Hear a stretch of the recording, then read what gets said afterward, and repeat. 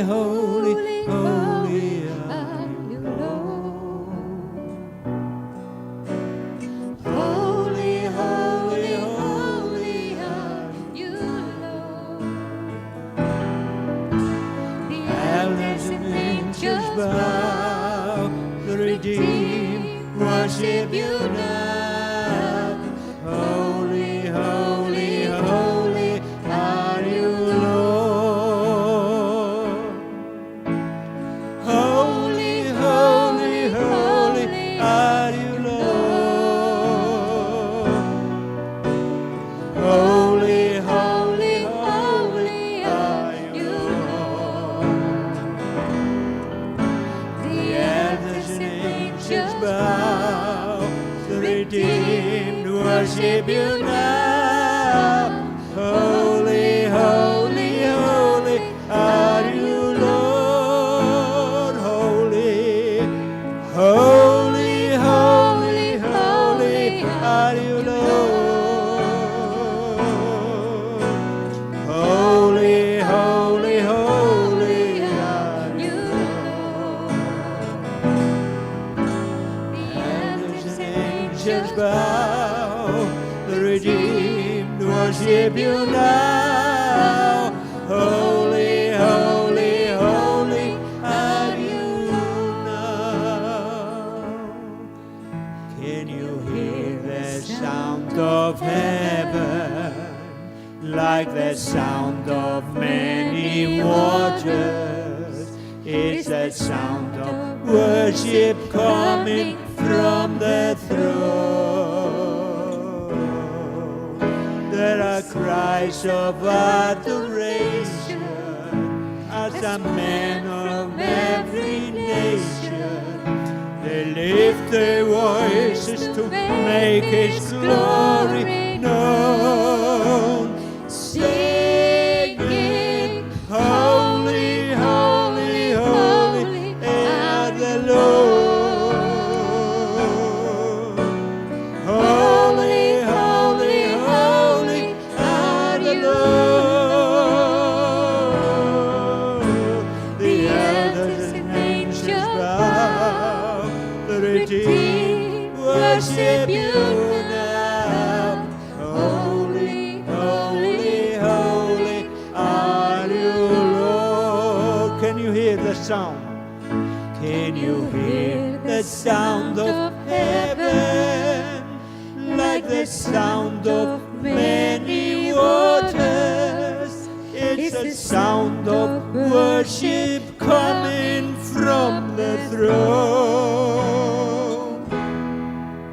There are cries of adoration as men from every nation, they lift their voices to make His glory known, singing, holy, holy, holy are you, Lord.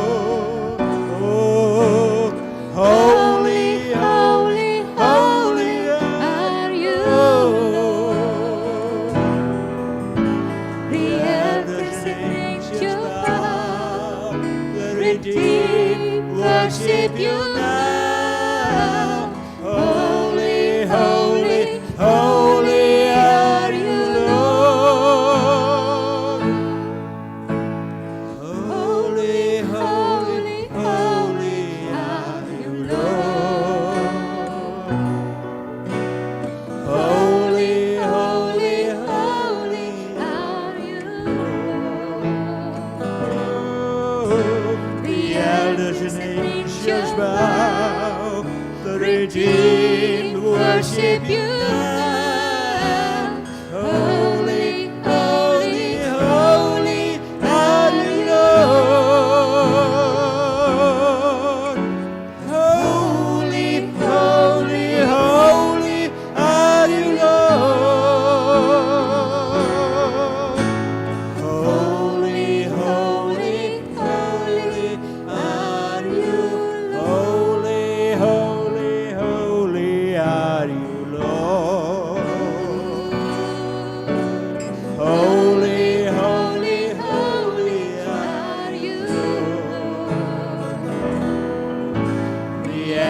Powers and angels bow, the redeemed worship you now. Holy, holy, holy are you, Lord. Oh, holy, holy, holy are you, Lord. Holy, holy, holy are you,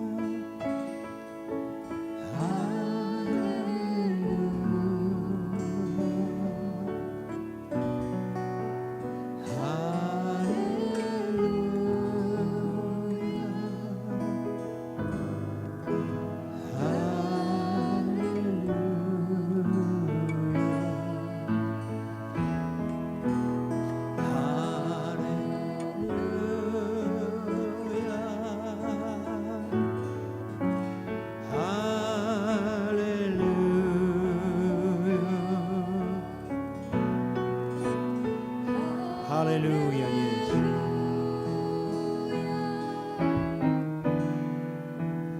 Hallelujah.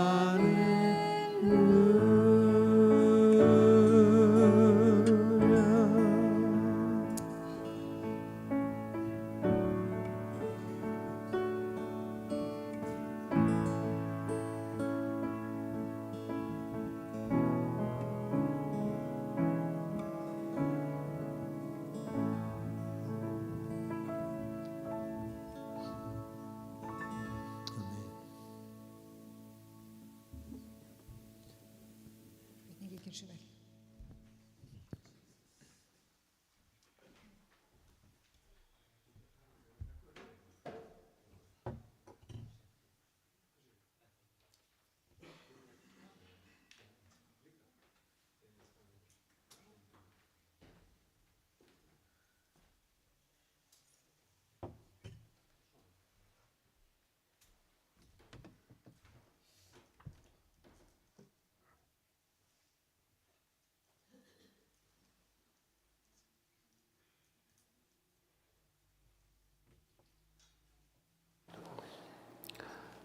Takk.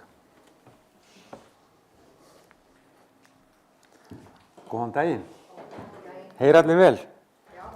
Flott að heyra. Ég sá enga kameru þannig að ég held að það er ekki tekið upp en það er eitthvað sem horfir hér beint á mig.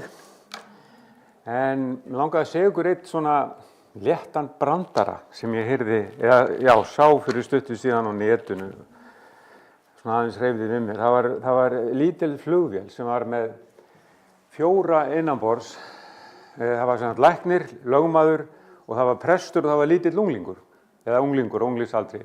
Og þeir eru rétt fallnir í loftið og kom þeir aðeins áleiðis á áfangastað þegar flugmaðurinn segir, heyrðu, því miður, það er bara bilun í vélinni og ég verð að nauðlenda. Og ekki einu sinni nauðlenda. Ég ætla að grípa hérna eina falli, segir hann, og stekkur út og það eru bara 3 eftir. Og þannig að það voru góð ráð dýr fyrir þá sem eftir voru og læknirinn stendur upp og segir, heyrðu, ég er alveg rosalega mikilvæg persóna.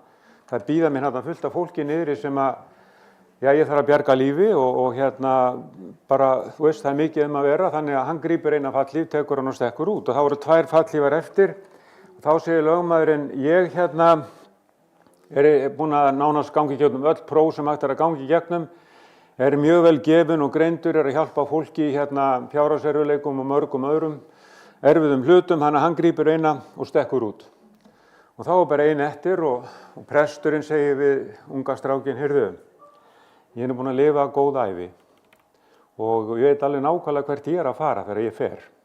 Þannig að taktu góðu með síðustu fallífina og passaðu bara að lifa góðu lífi. Og þá segir strákurinn, prestur, það eru 2 fallífar eftir. Nú segir presturinn. Þá segir strákurinn, jú, þessi sem var svo vitur og greindur og vissi allt, hann tók bakpoka minn.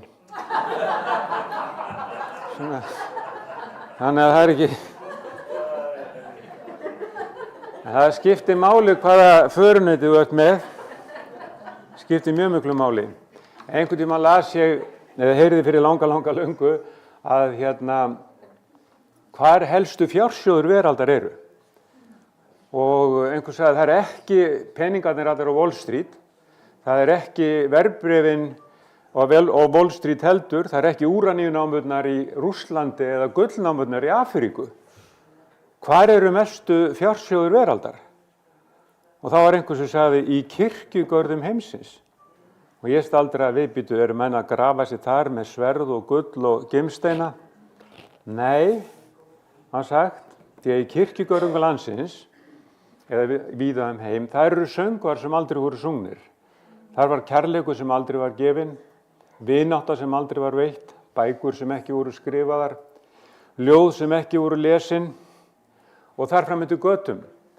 Þegar Guð horfir á okkur sem einstaklinga, þá er milljónir manna allan heim og hann hefur þann eiginleika, milljarðar allan heim, að hann getur hort á hvert og eitt okkar og talið hárin á höfðun á okkur. Móður minni nýtvætt barn, hún getur ekki talið þau fáu hár sem komin eru og hvað þá að reyna að gera það. En Jesús veit nákvæmlega hvað mörg hár eru á höfðu okkar, hvað mörg falla á hverjum degi og vaksa ný. Hann fylgist nákvæmlega með okkur og hann þekkjur okkur öll og hann veit að hver einasti einstaklingur alla veröld er einstakur. Þú hefur hæfileika og getu og möguleika sem engin annar hefur. Þú ert í kringumstæðu sem engin annar er í. Þannig að þegar Guð horfir á þig, þá sér hann möguleika, þá sér hann tækifæri, þá sér hann kærleika, þá sér hann vakningu. Þannig er Guð að horfa. Eftir 100 ár, þá held ég að við sem erum hérna öll, erum sennilega farin undir grænatorfu. Húsið mitt, bíllinn sem mér langaði að eignast, ég meina, allt er einhvern veginn farið. Og ég hef hort á nána ættinni fara og kannski það eitt af því persónulegasta sem menn hafa er kannski veskið sem enginn fekk að sjá eða nota nema þeir sjálfur og það er allt í einu komið á borðið og viðkomandi bara farinn, hann skilur ekkert eftir sig. Við í þessari veröld, við erum ofta að keppa eftir hlutum og allt í lagi að keppa eftir hlutum, en þú getur verið mjög ríkur en mjög fátækur hið innra. Jesús segir hvað stóðar það allan mannin að eignast heiminn allan en að fyrirgjöra sálu sinni. Og þannig að skiptir máli hvernig við hegðum okkar lífi og líka við lærum að skoða þetta í samhengi. Við erum hér í ákveðna stund og svo erum við á leiðinni burtu. Við erum á leiðinni heim. Það sem að föðurland okkar er á himnum. Og því miður þá eru margir sem vita ekki að þessu föðurlandi og lifa þannig sínu lífi án þessa tilgangs eða fullviss og það er eitthvað miklu, miklu meira heldur en bara þetta sem við sjáum í kringum okkur og getum þreifað á. Það er miklu, miklu meira en það. Og Jesús, hann er sennilega umtalaðasta persóna mannkynssögunnar. Það er engin einn einstaklingur sem hefur haft eins mikil áhrif eins og hann. Tímatalið er miðað við hann. Tímatalið, fyrir og eftir Krist. Og ef ég ætti að lesa svona bara nokkra staðreyndir hann, þá segir hérna, sem ég skrifaði hérna niður, hann hafði enga þjóna, þessi Jesú, samt kölluðu þeirra hann meistara. Hann hafði enga menntunargráðu, samt kölluðu þeirra hann lærimeistara og kennara. Hann hafði engin lækningarlyf, samt kölluðu þeirra hann græðara og kraftaverkamenn. Hann hafði engan her, samt óttuðust konungur og landshöfðingjar hann. Hann vann ekkert stríð, en hann sigraði heiminn. Hann bjó ekki kastala, samt kölluðu þeirra hann herra. Hann réði ekki við neinu landi, samt kölluðu þeirra hann konung. Hann framdi engan glæp, samt var hann krossfestur. Hann var lagður í grafhýsi, en hann lifir í dag. Dauðinn sjálfur sem að vitjar allra manna, hélt honum ekki. Ríki hans er ekki að þessum heimi, en er raunverulegt í hjarta þess sem trúir.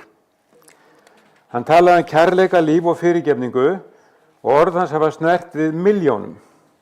Hann lofaði ekki ríkidæmi, samt telja þeir sem trúa á hann sig eiga fjársjóð lífsins. Og ég var þeirra gæfa aðnátjandi þegar ég var 17 ára gamall að fá að kynnast Jesú. Og það var ótrúleg umbreyting sem átti sér stað í mínu lífi og smátt þá fór að ljúkast upp fyrir mér hver stórfengleg þessi persóna Jesús Kristur, og hvernig hann sigraði dauðan. Og ég man bara fyrst eftir ég eignaðist trúna, ég hef aldrei haft mikinn áhuga að lesa í Biblíunni, þá þráði ég að vita eitthvað meir Jesú. Ég fór að lesa í Nýja testamentinu, hver þetta eiginlega? Hver þessi maður sem að gekk strönd Galileuvatns og segir allt í einu við Pétur og Jóhannes, fylgið mér. Og það bara, þeir leggja niður netin og svo ganga þær á eftir honum. Það var eitthvað sem það var eitthvað í orðum hans. Hann kom að tollumdýrbúðin og þar var Leví að afgreiða sem mjög gott starf. Fylg þú mér. Stóð upp og byrjaði að fylgja honum. Það var kraftur sem gekk út frá honum, orðin sem hann talaði, þau fengu menn til að hlusta og það var eitthvað vald sem fylgdi honum. Hann reist upp dauða, hann læknaði blinda, hann gekk á vatninu, hann lægði vindinn, hann var með 5.000 manna hóp í kringum sem búin að vera allan daginn með hann að hlusta á orðið. Svo voru menn orðnir svangir, hann var með 2 fisk og 5 brauð, braut brauðið og deildi síðan matnum út og allir eru mettir, 12 körfur og mat komu tilbaka. Litli strákurinn sem átti þessi 2 brauð eða 2 fisk og 5 brauð fekk mikið tilbaka af því að gefa. En þannig lesum við ritninguna og koma hans til jarðarinnar alveg einstök. Og það búið að segja frá því í Biblíunni, og Biblían mest lesna bók í heiminum í dag og hefur alltaf verið. Og hún skrifuð af yfir 40 einstaklingum, læknum, hirðingjum, konungum og margs konar fólki. Og það upp á misjöfnum tíma og öllum ber þeim saman. Og þeim ber saman það að það ein persóna sem skiptir öllu máli.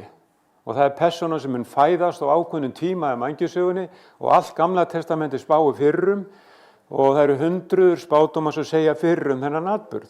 Og að einn dag myndi sonur Guðs koma til jarðar, deyja fyrir allt mannkyn, taka á sig syndir alls mannkyn og opna leiðin inn í himininn og inn í eilíðina.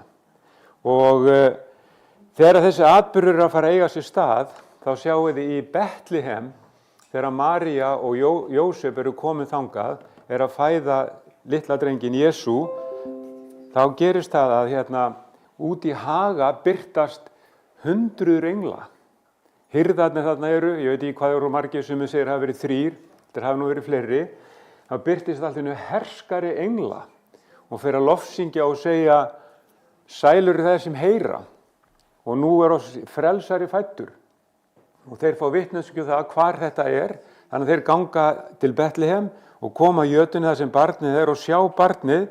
Og María og Jósef undruðust. Þau sáu viss ekki þessu 100 engla sem allt í einu, þetta voru skapaðir englar, en sá sem alltaf hafði verið á himnunum og þau englarnir þekktu hann, var allt í einu orðin að litlu barni í jötu í Betlehem. Strax að með nóttina þá fær Jósef vitrun að hann verði að flýja borgina strax því að það eru hermenn á leiðinu sem munu deyða barnið. Og hann flýr til Egyptalands.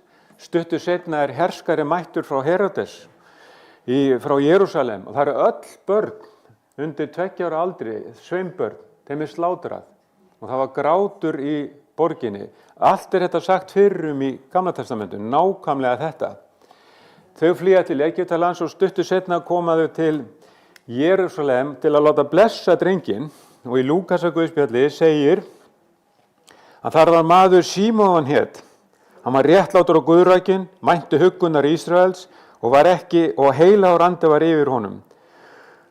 Honum hafði heilagur andi vitrað að hann skyldi ekki dauðan sjá fyrr en hann hefði séð Krist drottinn. Hann kom að tillagan andas í helgidóminn og foreldrarnir færðu þangað sveininn Jesús til að fara með hann eftir venjum lögmálsins. Þá tók Símon barnið í fangið á sér, lofaði Guð og sagði: Nú getur þú látið þjón þinn fara í friði, eins og þú hefur heitið mér, því að augu mín hafa séð hjálpræðið þitt sem þú hefur fyrirbúið í augsýn allra líða. ljós til opinberrar heiðingjónum og til vegsamdar líð þínum Ísrael, sem að hjálpræði sem þú út fyrir búið í augsýn allra líða. Hugsaðu hvað þetta hefur haft áhrif á Maríu. Hún vissi að hún var barn undir brjósti sem átti eftir að fæða inn í veröldina.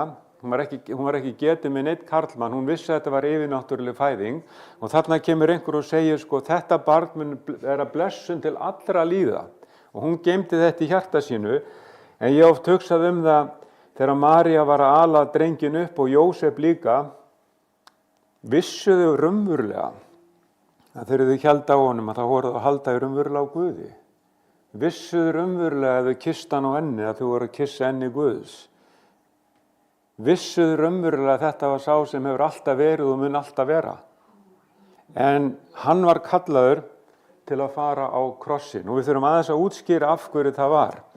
En svo fór ég aðeins að hugsa, hverjir voru samferðamenn hans? Það voru mjög margir samferðamenn hans, það voru 12 lærisveinar, einn af þessu sveikan og annar var að tekið inn í staðinn og svo voru fullt af öðrum lærisveinum og fullt af konum sem fylgdu honum eftir. Og mér datt í hug bara að spurja, ef við mætti spurja einn af þeim, geturðu lýst einhverju Jesú, hvað myndirðu segja hann? Og mér datt í hug Jóhannes, hann var honum mjög kær og segist að hann var einn af þeim lærisveinum sem kannski var nánastur Jesú og hann segir hérna, Jesú segir hann. Jóhannes, hvað ætlar þú að segja Jesú? Og þá segir Jóhannes hérna, í upphafi bréfsins sem hann skrifar, Jóhannes og Guðspjall, hann segir í upphafi var orðið og orðið var hjá Guði og orðið var Guð. Og orðið var hold og þá bjó á meðal okkar fullur náðar og sannleika. Þetta sá sem að hallaði höfði sínu að brjósti meistarans kvöldið áður en hann tekinn til fanga og leiddur upp á krossin. Þetta hafði hann að segja eftir að hann var krossfestur og upprisinn og svo margt annað. Í þessu sama Guðspjalli þá lesum við í 10. kaflanum þegar Jesús að segja, ég hef alltaf verið. Ég var á undan Abraham sem var 1500 árum á undan. Ég og faðirinn erum eitt. Og þá tóku faríserar upp steina til að grýta hann því hann guðlegast, hann gerði sjálfan sig jafnan Guði. Hann var ólíkur öllum öðrum að því leytinu til að hann var eingetinn. Hann var ekki af þessum heimi. Hann sagði, mitt ríki er ekki af þessum heimi. Mitt ríki. En samt sögður hann konungur og það stóð á krossinum fyrir ofan, konungur gyðinga.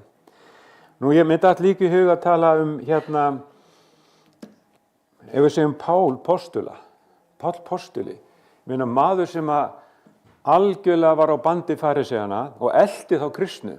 Og fyrsti píslavotturinn var Stefán. Og hann horfði á Stefán grýttan, ungan mann, fyrsta píslavottinn, eftir að Jesús var upprisinn og hann var að halda ræðu. Og þeir grýttan og hann lét sér það vel líka. Svo fór hann á eftir kristnu því að þeir voru ekki að fylgja boðum lögmálsins og þeir voru ákveðin ógn við samtíðan því að þeim ógn svo hratt, þeir uksu svo hratt. Og bara fleiri og eftir þess að þeir drápu fleiri þá komu fleiri í staðinn. Og hann var á leið á hesti til Damaskus með öðrum með sér til að reyna hneppi varðal þá sem voru þessa leiðar eða voru að fylgja Jesú. Og á leiðinni birtist ljós á miðjum degi. Og hann fellur af hestinum við hennan bjarma, fellur í jörðina og orð kom að himni sem að hinir heyrðu ekki en hann heyrði, Sál, Sál, hví ofsækir þú mig? Og hann, hver þú, Herra, hver þú, Herra? Hann sagði, ég Jesús. Þegar hann að ofsækja kirkjuna, lærisveinana, þá hann leið að ofsækja Kristi að við erum líka með hann, segir Biblían. En til að gera langa sögu stutta, þá var Páll leiddur inn til Damaskus og það var lærisveinn sem heimsótti hann og vitjaði hann og bað fyrir honum að hann fekk sjónin aftur. Og Páll var síðan þessi mikli predikari og postuli sem að fór víða Asíu og predikaði orðið. Og hvað segir hann, ef við ættum að spyrja hann, ef þetta segir við Martin, ég ætla að grípa hérna niður í Kólosubréfið á einu stað. Páll búinn að upplifa stórkostlega hluti, hann var grýttur 2 eða 3 sinnum og eiskipti gengu menn frá grjóthrúðun og héldu hann dauðan. Hann reis aftur upp, hann var búinn að lenda í skipbreka hann var á endanum hálshöggvinn, en hann segir hérna Jesú, þá segir hann Jesú er ímynd hins ósýnilega Guðs, frumburður allrar sköpunar, enda var allt skapað í honum á jörðinni, hið sýnilega og hið ósýnilega, hásæti, herradómar, tign og völd, allt er skapað fyrir hann og til hans. Hann er fyrr en allt og allt á tilveru sína í honum og hann er höfuð kirkjunnar, hann sem er upphafið, frumburðurinn frá dauðum. Hugsið ykkur, þetta segir hann. Hann er ekki hann góður maður, hann er eins og margir segir þetta, Jesús var fremstur þegar kemur að svona góðum siðum og sálfræði og mjög góðu kennimaður og fræðimaður, en þessi sem er að vitna hann hérna, þeir tala allir hann sem skaparan, hefur alltaf verið, mun alltaf verða, ekkert er til nema fyrir hann, allt er gjört fyrir hans hendur. Þú veist, bara, vá, hver er hann? Og allir lærisveinarnir, það var svo auðvelt.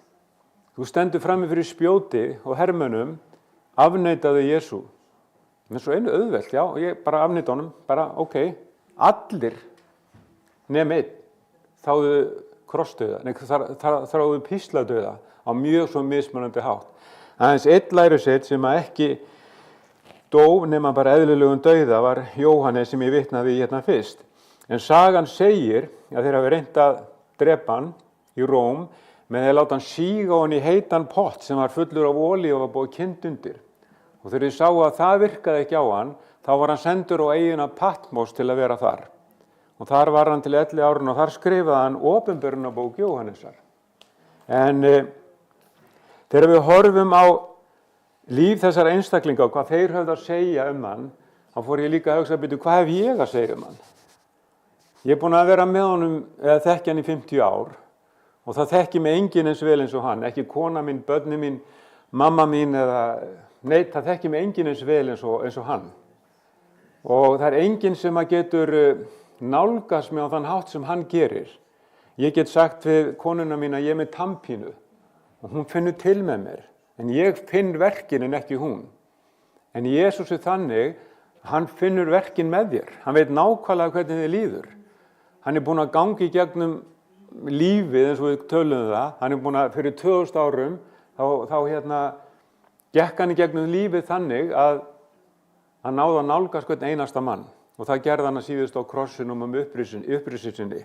Þannig að þegar ég er einn með Jesú, þá get ég talað við hann og hann er minn besti vinur í dag.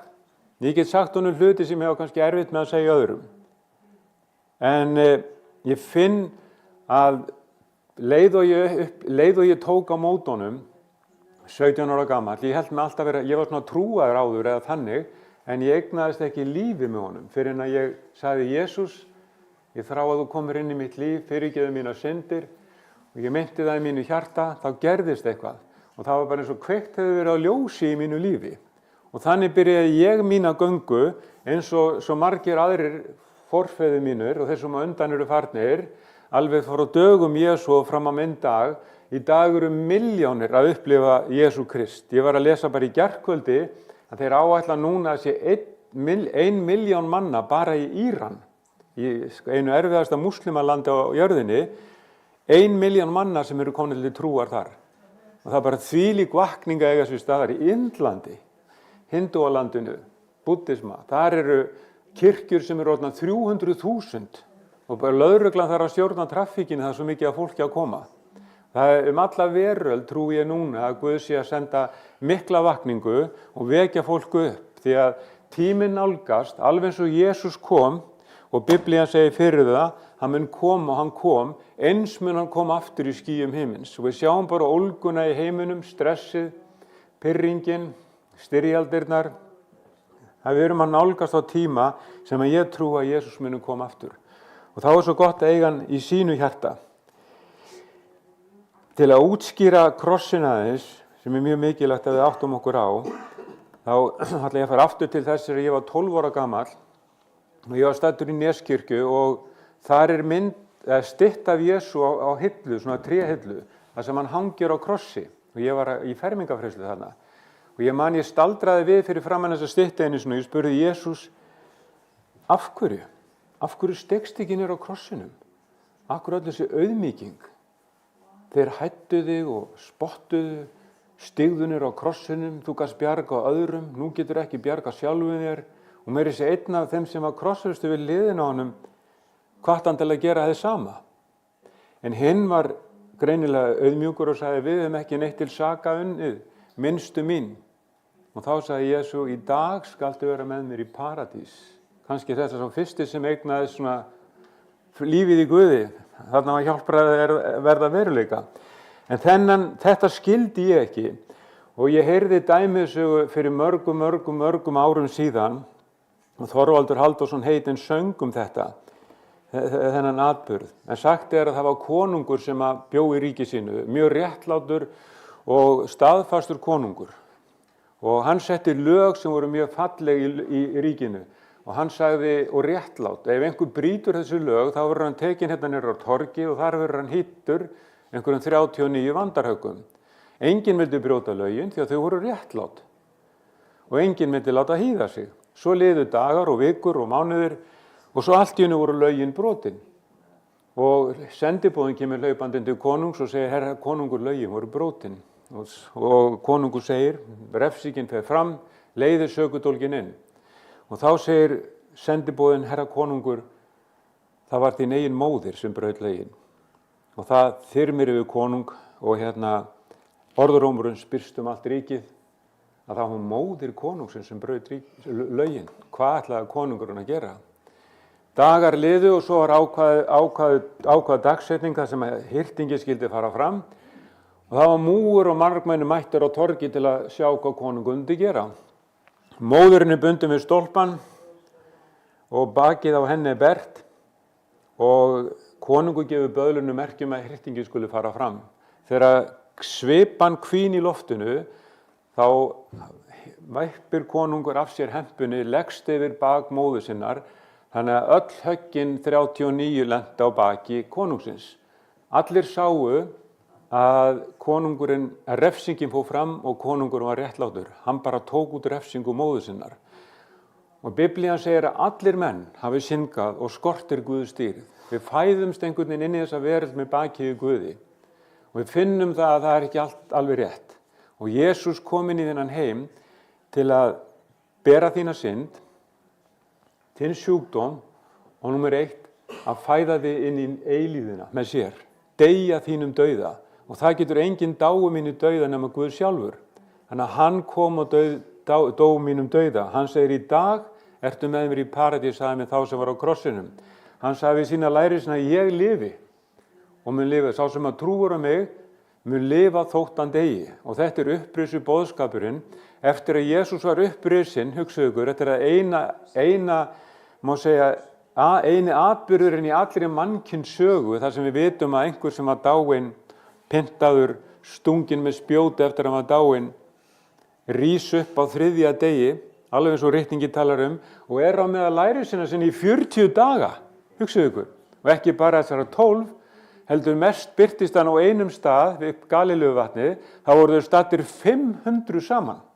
Það sem hann að segja þeim að hann verða að fara og hann muni koma aftur, nú er kirkjutími kirkjuna byrjaður og þeir eiga að fara út með hennan kærleiksboðskap að elska eins og ég hef elskað, segir hann. Og að því skulu allir þekkja að þeir eru mínir lærisveinar. Og hann uppörvaði þá, var með þeim í þennan tíma og svo fóru þeir af stað eftir að Jesús var uppnuminn af þeim ásjáandi og þeir horfa og hann fara upp og englarnir segja, hví horfið á hann fara upp? Hann mun koma á sama hátt mun hann koma aftur. Og þeir fóru út í mikilli gleði og fögnuðu, þeir sem voru búin að læsa sig inn í herbyggjum, að ótta við það að þeir eru teknir að lífi líka eins og Jesú eða allavega fangelsaðir, þeir fóru nú út á meðal fólksins og fólk byrjaði að eignast trúna og Pétur postuli, sem var búin að hafna Jesú 3 sinnum. Hann var einn af þessum sem var svona fljótur til, rosalega fljótur til. Og Jesús á síðustu kvöldmáltíðina og að segja að hann verða að fara að gangi í gegnum þetta, þá segir Pétur, ég mun aldrei svíkja þig. Og þá segir Jesús við hann, halinn galar einu sinni, þá ert þú búin að svíkja mig 3. Og þetta gerðist í raunveruleikunum þegar Pétur var að fylgja honum eftir inn í garðinn hjá Kæfas, þá hérna til yfirheyrslu, þá var hann spurður við þegar Elías við eldinn, ert þú ekki einn af þeim? Nei. Og svo var hann aftur spurður, ert þú ekki einn af þeim? Nei. Og þriðja skiptið hann spurður og þá fer hann út fyrir múrinn og hann grætur beisklega. Og við hvernig Pétri leið. Síðar fyrir Jesús á krossinu, það einn lærisveinn sem fylgir honum á leiðinu upp, ásamt konunum. Það var Jóhannes. Hann fekk örugglega eitthvað skítkast á móti sér upp hæðina. Þar sem menn voru að spyrja hann, ert þú ekki líka einn af þeim? En hann vissi hann var elskaður og hann fór áfram alla leið upp, en Pétur var í felum ásamt hinu lærisveinunum. Þegar Jesús upprisinn og Jesús að mæta Pétri, búinn að svíkja þið 3 svar. En Jesús þekkir hjarta okkar, hann sá sem fyrirgefandi, hann reisir Pétur á fætur og 40 dögum síðar Pétur að prédika í Jerúsalem og þar eru 3000 manns sem eignast trúnar á hvítasunnudag. Stórkostlegu hlutur. Og þannig getur Guð gripið inn í líf okkar og sum okkar eiga kannski erfitt með að fyrirgefa.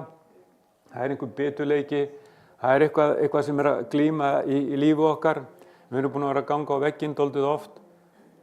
Þá eitt sem getur gripið inn í lífi okkar þannig að það umbreytist algjörlega og við fáum eins og nýja sýn í lífið. Pétur endaði göngu sína á þessari jörðu. Þeir vildu krossfesta hann. Hann ákvað að láta krossfesta sig öfugur á krossinum því hann taldi sig ekki verðugan að vera krossfestur á sama hátt og frelsarinn sjálfur. En Jesús í dag sá sami í gær og dag og hann hefur alltaf verið. Og við erum hérna bara lítil kirkja í Keflavík og ég trúi því að Guð sé mitt á meðal okkar. Ég veit hann hérna mitt á meðal okkar. Hann í mínu hjarta og í hjarta ykkar hérna. Og leið og við byrjum að biðja fyrir vakningu. Þá byrja hlutir að gerast. Og ég vil hvetja alla til að biðja fyrir vakningu. En núna áður en ég ætla að ljúka mínu máli, þá vil ég bara við ljúktum öll höfði og biðjum saman. Drottinn minn, ég þakka þér fyrir að þú ert hérna mitt á meðal okkar í dag og ég þakka þér fyrir alla þá sem hafa komið hingað. Og þú veist, Drottinn minn, bænin sem að þú kendur okkur og mér langar bara að biðja bæn með öllum hér inni. Ef að þú vilt biðja bænina með mér, þá byttu upp á þessa bæn. Góði Guð, ég bið þig núna, komin í hjarta mitt. Fyrirgefa mínar syndir. Ég vil vera þitt barn. Ég þakka þig fyrir. Þú heyrir mína bæn. Takk fyrir að ég þitt barn í dag. Þakka þér fyrir kærleika þinn og blessun þína og sigurinn sem ég mun upplefa í lífið mínu. Í Jesú nafni. Ég bara segja við þig, þú ert hetja. Guð að fara að gera stóra hluti í þínu lífi. Það byrjun á einhverju alveg nýju. Treystu Guði, lestu í hans orði, leitaðu samfélags við aðra í kringum þig. Vertu hluti af þessum milljónum og milljörðum sem að taka á móti Kristi þegar hann kemur aftur allan heim í dag. Það vakning að eiga sér stað og ég hveti til að vera hluti af þessari vakningu. Blessi ykkur öll.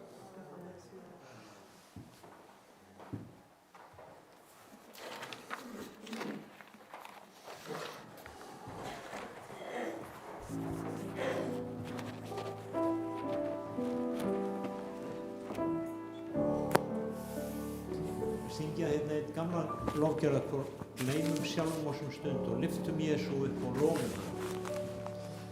Það gott stundum að gleyma öllu sem í kringum okkur og bara ég og Jesús.